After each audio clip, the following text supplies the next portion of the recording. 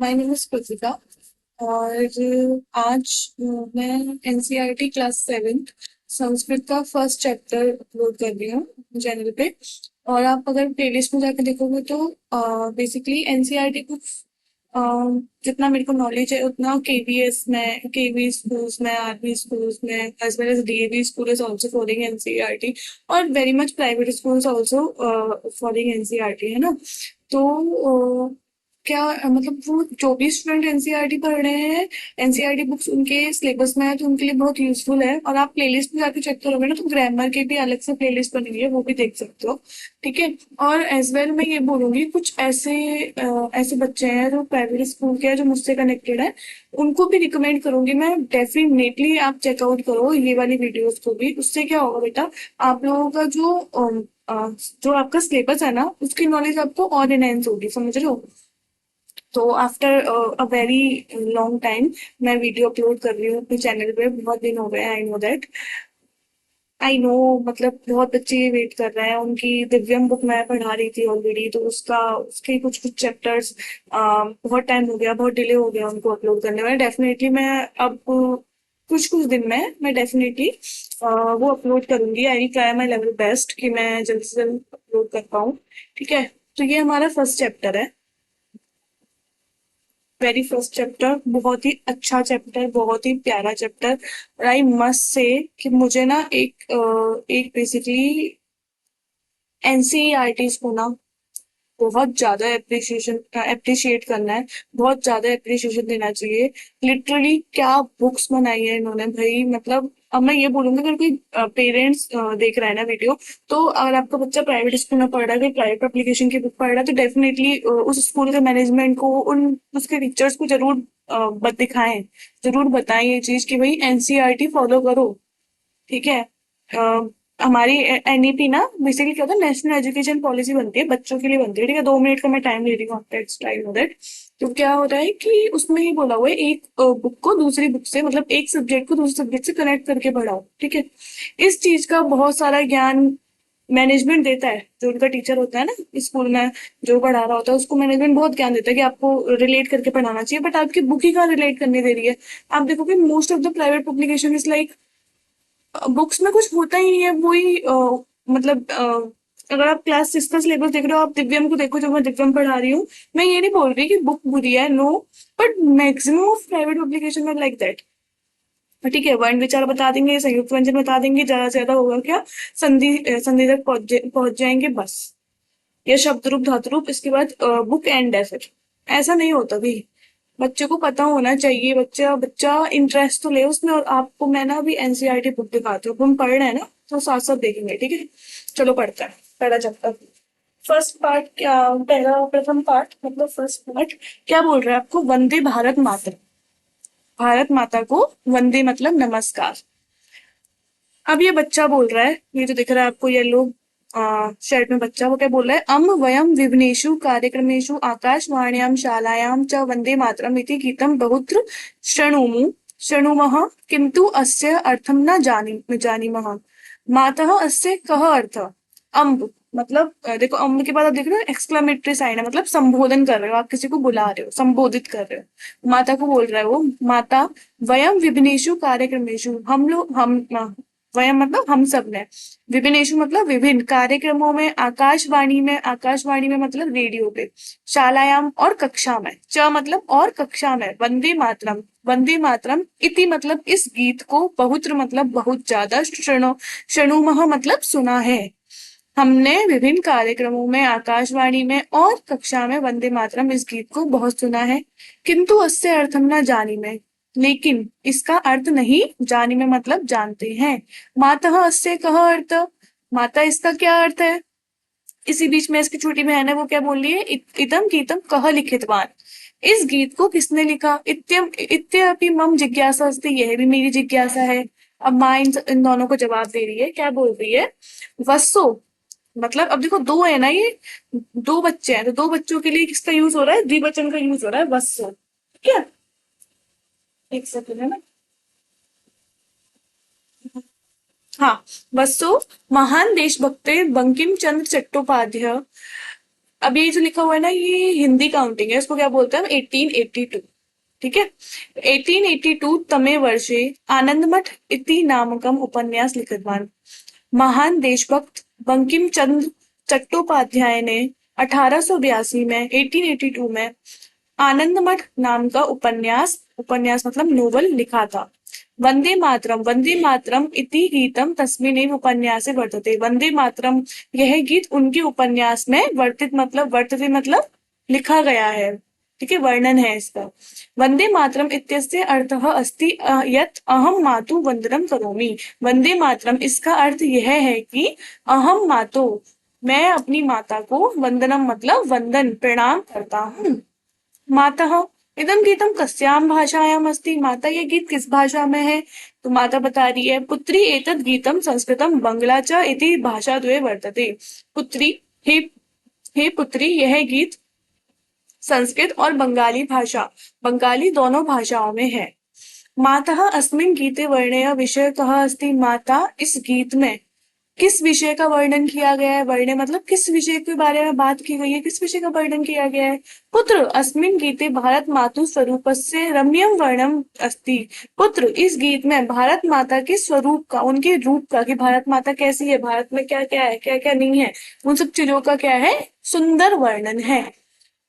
अब मैं इसकी बात कर रही थी, एक बार आप इसको जस्ट हैव अ लुक, एक बार आप देखो, संस्कृत की बुक में इंडियन ज्योग्राफिकल मैप को इंक्लूड कर दिया एनसीईआरटी ने।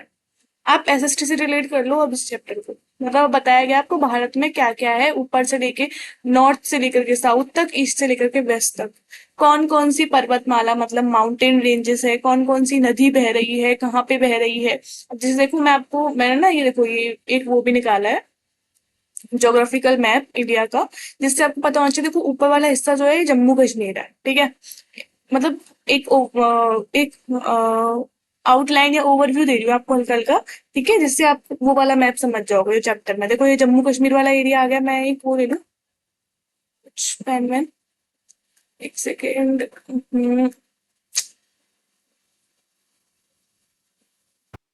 ये ले लेती हूँ, ठीक है। देखो ये वाला जो एरिया हो गया वो क्या हो गया, जम्मू कश्मीर हो गया। यहाँ क्या आ गया, पंजाब आ गया, हरियाणा, दिल्ली। ये क्या आ गया, राजस्थान आ गया। राजस्थान के जस्ट नीचे क्या आ गया, गुजरात आ गया, कच्छ का रण वगैरह। उसके नीचे क्या आ गया, मुंबई महाराष्ट्र आ गया। उसके नीचे क्या आ गया, कर्नाटक गोवा वगैरह आ गया। उसके नीचे क्या आ गया, केरल आ गया। ठीक है, यहाँ पे श्रीलंका है ही है। यहाँ पे क्या आ गया, आंध्र प्रदेश, उड़ीसा आ गया है, तेलंगाना छत्तीसगढ़ बीच में आ रहे हैं, मध्य प्रदेश बीच में आ रहा है। ऊपर क्या है, नेपाल भूटान है। उनके नीचे जस्ट क्या आ रहा है, उत्तर प्रदेश है, बिहार है। ठीक है, यहाँ पे उत्तराखंड है ही है। यहाँ पे क्या है, झारखंड है। ठीक है, यहाँ पे वेस्ट बंगाल है, बांग्लादेश के जिस साइड में ये रहा, सॉरी बांग्लादेश, हाँ वेस्ट बंगाल है। फिर यहाँ पे क्या है, असम है, नागालैंड है, मणिपुर, मिजोरम, म्यांमार, अरुणाचल प्रदेश, नागालैंड। ठीक है, ये सब जगह यहाँ आ गई। क्लियर? अब देखो, आप इस वाले मैप को देखो। ठीक है, थोड़ा सा जूम कर लेती हूँ, ऊपर से नीचे लेके जाऊंगी, ठीक है। अब देखो, जैसे आपको पता चल रहा है, ये वाला जो एरिया है, हाँ, ये जो एरिया है जो मैं अब मार्क कर रही हूँ, ये आपको मैंने अभी बताया था क्या है, जम्मू कश्मीर। तो सिंधु, वितस्ता, चंद्रभागा, ये तीनों नदी कहाँ पे दिख रही है आपको, जम्मू कश्मीर में। उसके जस्ट नीचे यहाँ पे क्या था, पंजाब वगैरह थी, ठीक है। और यहाँ पे क्या है, ये वाला जो एरिया है पूरा, ये क्या है, अरावली पर्वतमाला तक मान लो आप इसको, ये चरमनवती नदी तक, ठीक है। ये वाला एरिया पुरुषना, शतुद्री, सरस्वती और अरावली पर्वतमाला, चरमनवती, ये सारी नदियां कहाँ मिल रही है, राजस्थान में मिल गई। यहाँ पे क्या है, रेबतक पर्वतमाला कहाँ पे, गुजरात में। विंध्याचल पर्वतमाला ये मान सकते हो, ठीक है। उसके जस्ट नीचे जाओगे, सह्याद्री पर्वतमाला महाराष्ट्र वाले एरिया में। उसके जस्ट नीचे जाओगे, केरल कर्नाटक वाला जो एरिया आता है, उसमें क्या है, मलयाचल पर्वतमाला आ गई। यहाँ जाओगे आप, यहाँ कौन सी पर्वतमाला आ गई, महेंद्रगिरी। यहाँ पे क्या था, देखो एक बार, क्या था यहाँ पे, आंध्र प्रदेश, उड़ीसा, छत्तीसगढ़। ठीक है, आंध्र प्रदेश। अब देखो ये उड़ीसा छत्तीसगढ़ वाले एरिया में क्या आ गई, महेंद्रगिरी पर्वतमाला। बीच में क्या आ गई, उड़ीसा छत्तीसगढ़ वाली, कृष्णा गोदावरी नदी आ गई, तापी नदी आ गई, नर्मदा नदी आ गई। यहाँ देखोगे ये क्या है, ये दिल्ली वगैरह वाला एरिया। यहाँ पे क्या आ गई, दिल्ली, यमुना, यमुना सॉरी, दिल्ली, यमुना और गंगा वगैरह। यहाँ पे अयोध्या है, यूपी में सरयू, सरयू गंडाकिनी ये नदी आ गई। सोन नदी बीच में आ गई। महानदी कहाँ आ जाती है, बंगाल वाली साइड जा रही है, ठीक है। कोशी नदी नेपाल भूटान में ऊपर जा रही है। ब्रह्मपुत्र नदी कहाँ है, ईस्ट वाली साइड बहती है। हिमालय पर्वतमाला आपको पता ही है ऊपर है, समझ रहे हो। अब ये कुछ इंपॉर्टेंट पर्वतमाला और उन्हीं के नाम से, अब देखो ये जगहों के नाम दे रखे हैं, ठीक है, कि अयोध्या में कौन सी, पहले नंबर पर अयोध्या में, मथुरा में, हरिद्वार में, काशी में, ठीक है, अयोध्या में सरयू है, मथुरा में यमुना है, हरिद्वार में गंगा है, काशी जी में भी ये गंगा है, ठीक है, अवंतिका वगैरह, ये पुराने पुराने नाम है, ठीक है, इन सब में कौन कौन सी नदी है, कौन कौन से यहाँ पे पर्वत है, उन सब के बारे में बताया। आपको एक और चीज पता होगी क्या, कि इंडिया जो है अपना, उसके ईस्ट में क्या है, अंडमान निकोबार है, और वेस्ट में क्या है, लक्षद्वीप है, ठीक है। अब देखो यहाँ पे क्या लिखा हुआ है, प्राचीन प्राचीनानी तीर्थ क्षेत्राणि नगराणी पवित्र नदियाँ श्रेष्ठा पर्वतमाला च। भारत माता की प्राचीन तीर्थ स्थल, तीर्थ नगर, पवित्र नदियां और श्रेष्ठ पर्वतमाला यहाँ पे बताई गई है इस मैप के थ्रू। आगे भी बता, देखो क्या लिखा हुआ है, अच्छा हाँ, देखो एक और चीज बताओ, तो यहाँ पे आप सरस्वती नदी देख रहे हो ना, ये राजस्थान में, पहले तो लोग, मतलब लोग बोलते हैं ना कि पहले बहती थी और फिर अब अब वो हो गई, लुप्त हो गई, अब नहीं दिखती, ठीक है, तो इसके ना एक एक प्रूफ भी अभी अभी मिला है कुछ टाइम पहले, अगर आपने न्यूज में देखा हो, ये देखो पहले फोटो देखो। अरे हाँ चलिए, देखो तो हाँ, ये देखो, देख रहे हो, ये कुछ तो आपको दिख रहा है यहाँ पे, ये टीटे क्या है, मैम ने क्या दिखा दिया, ये पुराने से घर, ये बहुत पुराना सा ना, एक क्या हुआ है, इन्वेस्टिगेशन हुई है, खोज हुई है। बेसिकली क्या होता है, हमारे इंडिया का ना एक एएसआई करके एक रिसर्च है। वो क्या करते हैं, बेसिकली जितने भी हमारी पुरानी सिविलाइजेशन है, सब पढ़ते हो, हड़प्पा पढ़ते हो, सिंधु घाटी सभ्यता पढ़ते हो, सिंधु घाटी सिविलाइजेशन पढ़ते हो, उन सब के बारे में पता लगाते हैं कि उस टाइम पे भी तो हमसे लाखों करोड़ों साल पहले भी तो इस धरती में कोई रहता होगा ना, तो वो कैसे रहते थे, कहाँ रहते थे, क्या था उनका घर, क्या उनके वेपन्स थे, कैसे उनके रसोई के बर्तन थे, तो वो सब चीजों के बारे में पता लगाते हैं। अब ये पता चला है कहाँ पे, मैंने आपको बताया ना, राजस्थान में पता चला है अभी अभी, तो ये देखो, एएसआई भारतीय पुरातत्व सर्वेक्षण द्वारा राजस्थान के डीग जिले के बहज गांव में, मतलब एक विलेज है डीग, डीग डिस्ट्रिक्ट का, राजस्थान के डीग डिस्ट्रिक्ट का बहज नाम का एक विलेज है, वहां पे क्या अभी अभी paleo channel, sorry sorry, paleo channel मतलब सूखे नदी मार्ग, मतलब बहुत पुरानी नदी थी ना, अब नहीं बहती, तो उसको बेसिकली क्या करते हैं, आप मुझे ये बताओ कि अगर कोई नदी बह रही है, तो उसको, उसके लिए एक हम रास्ता तैयार करते हैं ना, तो नदी तो इधर उधर बहेगी, पानी में, तो उसकी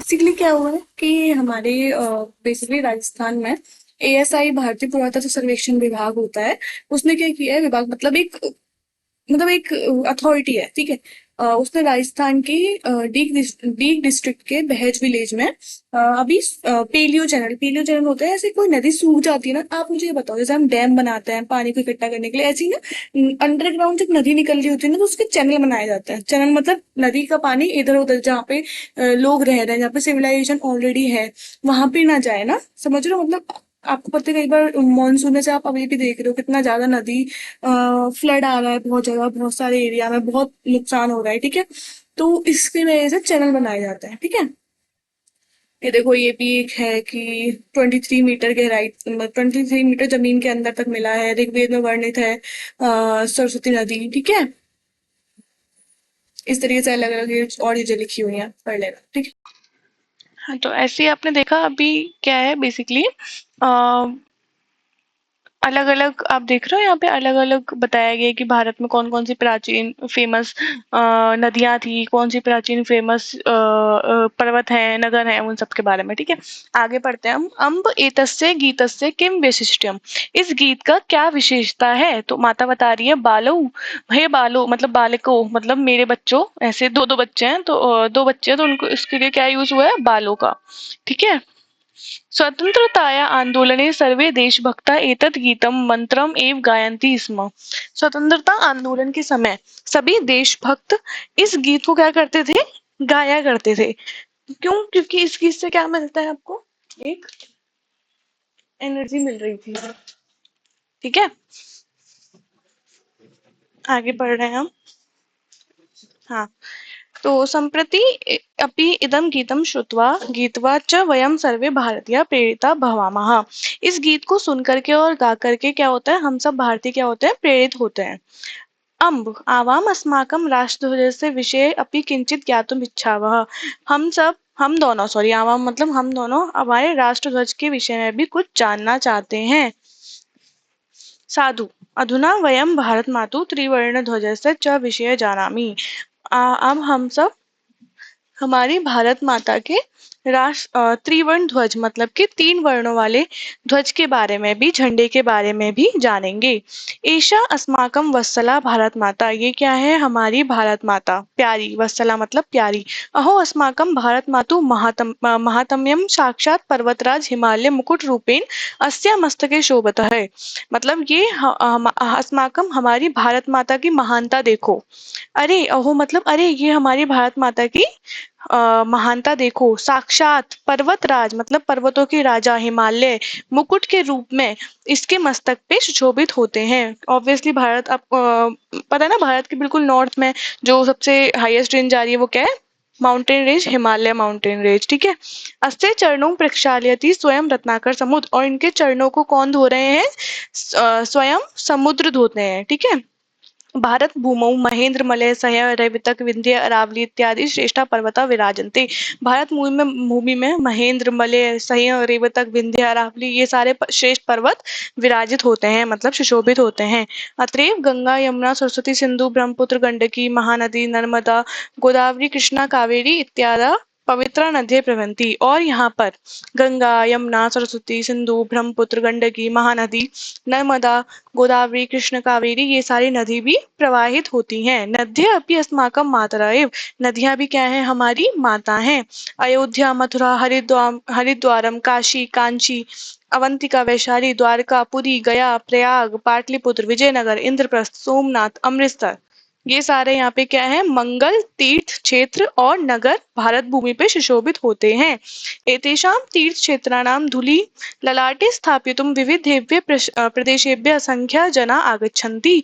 इस इन तीर्थ स्थलों की, इन 3 तीर्थ स्थलों की धूलि मतलब मिट्टी को, ललाटे मतलब माथे पर स्थापित करने के लिए विभिन्न देश और विदेश से असंख्य मतलब बहुत ज्यादा संख्याओं में लोग आते हैं। आपको पता है ना, ये सारी सिटीज, ये सारी जितने भी हम तीर्थ स्थलों के नाम बोले, यहाँ पे कितना रश होता है। बाहर के लोग भी, जो आउट ऑफ इंडिया रहते हैं वो लोग भी आते हैं, इंडिया के लोग भी हमेशा यहाँ पे जाते हैं, ठीक है।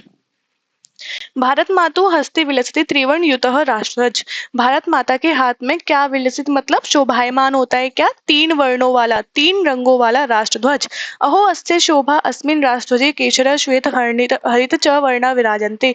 अरे इसकी शोभा देखो, क्या इस राष्ट्रध्वज में केशर मतलब केसरिया रंग, श्वेत सफेद रंग और हरा रंग, हरे रंग विराजित हैं।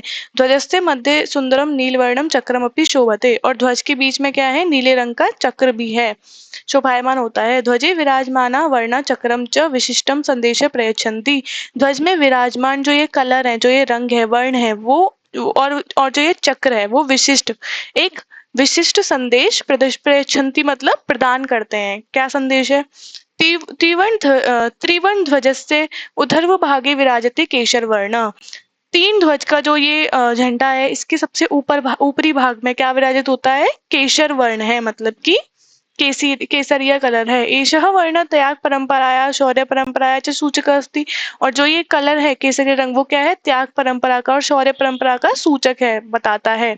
ये भारत मातु आजीवनम सेवा कृतवन्ते देशस्य स्वतंत्रतां प्राप्तुं सहर्ष स्वप्राणान् अर्पितवन्तः च तेषां वीराणां बलिदान सूचयति एषः वर्णे। ये मतलब जो भारत माता की आजीवन सेवा कृतवंते मतलब करते हैं, देश से और देश की स्वतंत्रता प्राप्ति में सहर्ष, देश की स्वतंत्रता के लिए सहर्ष मतलब खुशी खुशी अपने प्राणों को अर्पितवान दान दे देते हैं, और ऐसे वीरों के बलिदान को ये वर्ण केसरिया रंग सूचना देता है, मतलब ऐसे ये जो केसरिया रंग है वो उनके बलिदान को बताता है। जयतु सैनिकः इति वक्तुम अस्मान् प्रेयति ध्वज स्ततः अयम केशर वर्ण। जयतु सैनिकः मतलब सैनिकों की जय हो, ऐसे इस वाक्य से हम सभी को प्रेरित करता हुआ इस ध्वज में क्या है, केसरिया रंग है। आगे पढ़ते हैं हम। कृषक बांधवा अस्माकं भारत भूमिम सर्वदा स्व सेवद बिंदु भी सिंचती। कृषक जो हमारे कृषक बंधु हैं, जो हमारे किसान भाई हैं, वो क्या करते हैं, हमारी भारत भूमि में सर्वदा मतलब हमेशा अपने होता ना खून पसीने की, उन सबकी मेहनत से क्या करते हैं, सिंचाई करते हैं। एतेषां परिश्रमेण एव भारत भूमि हरित वर्णमय समृद्ध शस्य श्यामला च सज्जता। इनके परिश्रम से भारत भूमि हरी भरी और समृद्ध होती है। भारत मातु समृद्धे एषा आभा हरित वर्ण रूपेण अस्माकं राष्ट्रध्वजे विराजते। भारत माता की समृद्धि को बताता हुआ क्या है, हरा रंग भारत के ध्वज में विराजमान है। जयतु कृषक इति वक्तुम अस्मान् प्रेरयते ध्वज स्थितः एषः हरितवर्ण। जयतु कृषक मतलब किसानों की जय हो। इस वाक्य को बताता हुआ ये जो हरा रंग है वो ध्वज में वर्णित है। आगे मध्य स्थित श्वेत वर्ण शांति सत्यस्य च घोतकः अस्ति। मध्य बीच में स्थित जो ये श्वेत वर्ण है वो क्या है, शांति और सत्य का घोतक मतलब बताता है। अणुशास्त्र, संगणक शास्त्र, चिकित्सा शास्त्र, अंतरिक्ष शास्त्र,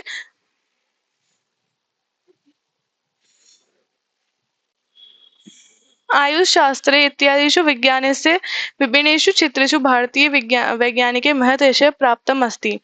मतलब अणुशास्त्र में परमाणु जो होता है हमारे, उस शास्त्र में, संगणक कंप्यूटर में, चिकित्सा शास्त्र में, अंतरिक्ष शास्त्र में और आयुष शास्त्र में मतलब हॉस्पिटल्स में, इन सभी विज्ञान के विभिन्न विषयों में भारतीय वैज्ञानिकों ने महत यश मतलब बहुत यश प्राप्त किया है। वैज्ञानिका नाम तम तत्ध्वलम यश ध्वल वर्ण रूपेण राष्ट्र से मध्य विलसती।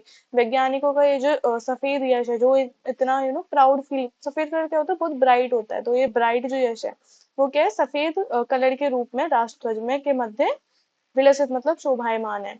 भारतीय विज्ञानम शांति प्रगति सुरक्षा च परिपोषित। भारत के विज्ञान की शांति और प्रगति और सुरक्षा को परिपोषित करता है ये सफेद कलर। जयतु वैज्ञानिक इति वक्तुम अस्मान् प्रेरयति ध्वज मदस्य ये अयम ध्वल वर्ण। वैज्ञानिक की जय हो, इस वाक्य को उसको प्रेरित करता हुआ ध्वज के मध्य में क्या स्थित है, सफेद कलर। ध्वजे विराजमानस्य घन नीलवर्णस्य चक्रस्य नाम धर्मचक्रम अस्ति। ध्वज के बीच में जो विराजित है ये चक्र नील वर्ण का, नीले कलर का, उसका नाम क्या है, धर्म चक्र है। अस्मिन चक्रे चतुर्विंशति अरा सन्ति। इस चक्र में क्या है, 24 अरा मतलब तीलियां हैं। एतत् चक्रम चल्यम कर्तव्ये पथे वै न विराम सदा चलम इति भावम बोध्यति। ये जो चक्र है हमें क्या बताता है, हमेशा कर्तव्य पथ की ओर अग्रसर रहना चाहिए, चलते रहना चाहिए, बिल्कुल भी विराम नहीं करना चाहिए, हमेशा चलते रहना चाहिए। सूर्य विराम विना नित्यम संचरति। जैसे कि सूर्य बिना किसी विराम के हर रोज निकलता है, ऑब्वियसली हर रोज सनराइज होता है ना, ऐसे आप लोगों की तरह तो नहीं है, एक दिन होगा दूसरे दिन नहीं होगा, है ना, एक दिन मोटिवेटेड रहते हो दूसरे दिन फिर डिमोटिवेट हो जाते हो, फिर नहीं पढ़ना, है ना, ऐसा नहीं करता, वो रोज निकलता है अपने टाइम पे।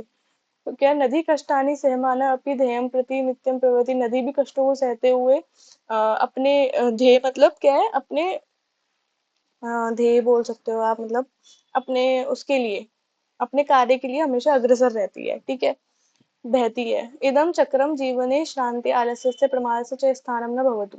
इस चक्र का मतलब है कि जीवन में शांति से रहना चाहिए पर आलस्य और प्रमाद के साथ नहीं रहना चाहिए, इसका संदेश देता है। वयम सर्वेपि धन्या यत् अस्या पवित्र भूमिया जन्म प्राप्तवन्तः। हम सब बहुत धन्य है कि हमें इस पवित्र भूमि पर जन्म प्राप्त हुआ। वयं पवित्राया भारत मातु नित्यं वंदनं कुर्मः अस्या गौरव वर्धनार्थं च प्रयत्न कुर्मः। हम सब पवित्र भारत माता का नित्य वंदन करेंगे और इसको गौरव को बढ़ाने का प्रयत्न करेंगे। आगच्छन्तु मिलित्वा सर्वे गायामः। आओ मिलकर के सभी गाते हैं, गा लो सब। वयम बालिका भारत भक्ता। हम सब बालक क्या हैं, भारत के भक्त हैं। वयम बालिका भारत भक्ता। सब बालिका, हम सब बालिकाएं क्या है, भारत की भक्त हैं। वयम ही सर्वे भारत भक्ता। हम सब क्या है, भारत के भक्त हैं। पृथ्वी स्वर्गम जेतुम शक्ता। और पृथ्वी पर स्वर्ग के समान ये भारत माता विराजमान है। अभी देखो इसके कुछ शब्द अर्थ दे रखे हैं, डेफिनेटली शब्द अर्थ को जरूर याद किया करो, खुद से अर्थ कर पाओगे। अच्छा, एक और ये वाली जो चीज है ना, ये इंपॉर्टेंट है भाई, इसको मैं ऐसे ऐसे ऐसे स्टार कर देती हूँ, बहुत इंपॉर्टेंट है, मोस्ट इंपॉर्टेंट है ये। देखो प्राचीन तीर्थ स्थलों के नाम है कि हरिद्वार को माया है, मायापुरी कहते थे, काशी को वाराणसी, मतलब पहले काशी कहते थे और वाराणसी बोलते हैं। विंध्य का उज्जैन, इंद्रप्रस्थ को दिल्ली या दिल्ली बोलते हैं, विजयनगर को हम्पी बोलते हैं, पाटलिपुत्र था पहले पटना का नाम। अलग अलग पवित्र नदियां बताइए, क्या क्या पवित्र नदियां हैं। श्रेष्ठ पर्वतमाला जो अपने भारत के अंदर है वो बताइए। अब इन क्वेश्चंस के आंसर खुद करना, ऑलरेडी मैं चैप्टर एक्सप्लेन कर चुकी हूँ। मुझे टाइम मिलेगा, समय मिलेगा तो मैं जरूर करा दूंगी। ठीक है। That's all for today's video. अगर वीडियो अच्छी लगी है आपको तो आप लाइक कर दीजिए, शेयर, सब्सक्राइब, ये सब कर ही सकते हैं आप, है ना। ये थी आपकी दीपिकम बुक, सप्तमी कक्षा की, पहला चैप्टर जो हमने पढ़ाया है। पहले दिखाना था मुझे इसको पर मैं भूल चुकी थी, तो अब दिखा रही हूँ।